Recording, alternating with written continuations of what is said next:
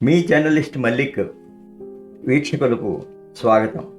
ఈరోజు ప్రత్యేకంగా మనం చర్చించుకునే విషయం ఆంధ్రప్రదేశ్లో ఆస్తి పన్నుల విధానం గురించి మనం తెలుసుకోబోతున్నాం.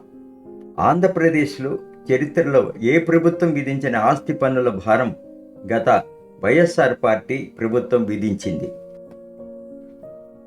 ఏడాదికి 15% పన్నులు పెంచుతూ గత 5 ఏళ్ళు పెంచుతూ పోయింది. వైఎస్ఆర్ పార్టీ ప్రభుత్వం పట్టణాలు మరియు నగరాల్లో ఆస్తి పన్ను అంచనా వేసే పద్ధతి మార్చడమే కాకుండా మున్సిపల్ కార్పొరేషన్ చట్టాలను సవరించింది. ఈ సవరణ ఆస్తి యొక్క మూలధన విలువ ఆధారంగా ఆస్తి పన్నును లెక్కించడానికి కొత్త పద్ధతిని అనుసరించింది. అదే అద్దె విలువ ఆధారంగా అంచనా వేసే మునుపటి వ్యవస్థను భర్తీ చేసింది. ఇందుకు ప్రధాన కారణం కేంద్ర ప్రభుత్వం నుండి 0.25% అదనపు రుణం పొందడానికి ఈ సవరణ చేయబడింది.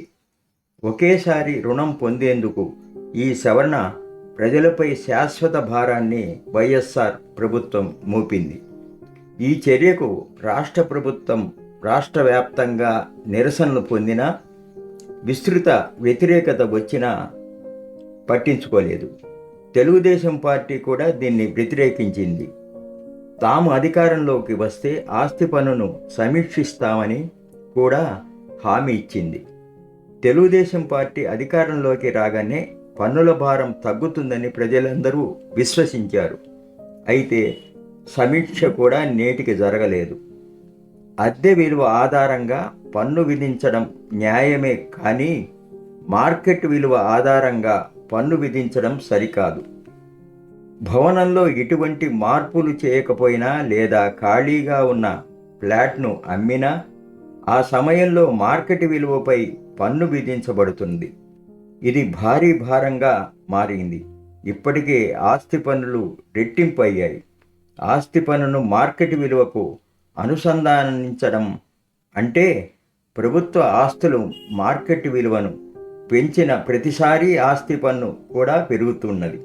ఆస్తి పన్ను ప్రతి సంవత్సరం 15% పెంచుతున్నారు.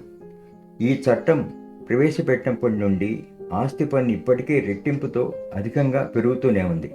పన్ను చెల్లించకపోతే నీరు మరియు డ్రైనేజీ కనెక్షన్లు తొలగించడం చేస్తామని మున్సిపల్ సిబ్బంది బెదిరిస్తున్నారు.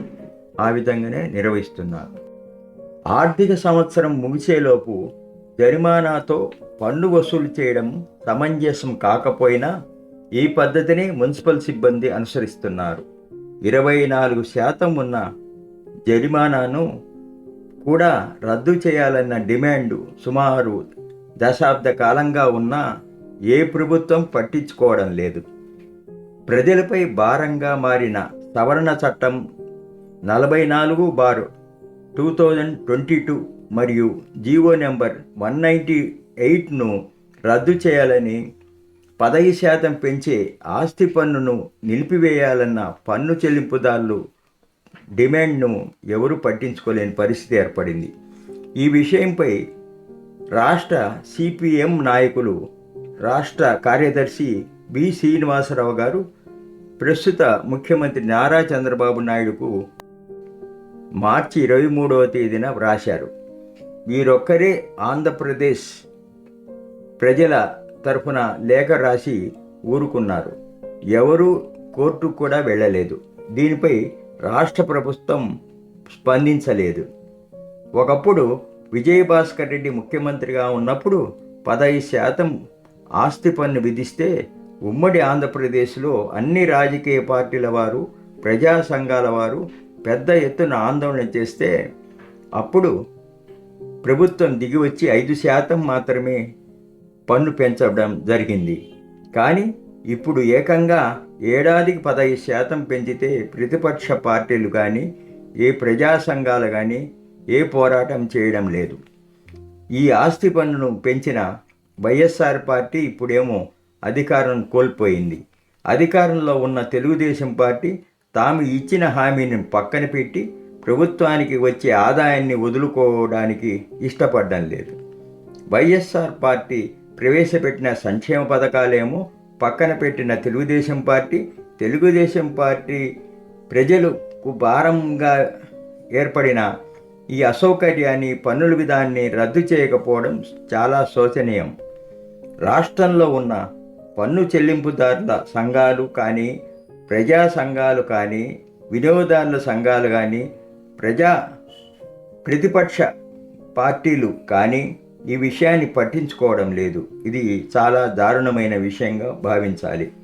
ప్రజల అసౌకర్యానికి గురవుతున్న ఈ సమస్యలను ప్రముఖ పేపర్లు కానీ, ప్రముఖ టీవీ ఛానళ్ళు కానీ ప్రముఖంగా దీనిపై డిబేట్లు పెట్టడం కానీ, ప్రసారం చేయడం కానీ చేయలేదు.